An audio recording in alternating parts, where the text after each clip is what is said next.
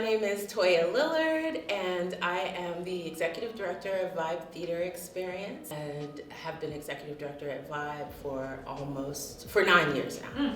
I started to notice a disconnect between that there was a disconnect between the executive leadership, the people on the ground doing the work with young folks, and the young folks on the ground, right? The children that we were serving.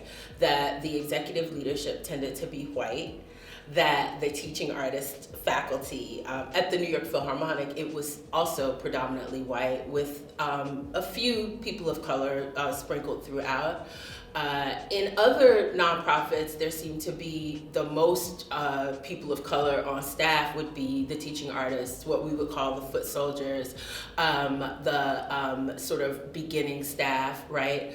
And that there was this tradition of expecting nonprofit leadership to be white, expecting nonprofit leadership to be working on behalf of a community that seemed to be in need, lacking, underserved, at risk, underprivileged, and that there was little relationship between the executive leadership on the top and the folks that were being served on the bottom, but that the cultural riches of those folks on the bottom were being mined and then used by the organizations and the folks on the top as evidence of how effective their engagement with the community was. When the truth is, those kids were making that art, singing those songs, dancing those dances before these people entered into the community.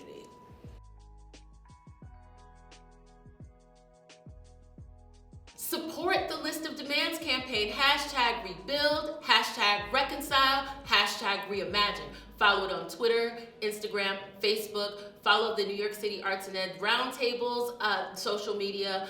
Follow their website. Share the campaign, amplify the campaign, and think about the ways that you can improve the lives of the Black women that you know.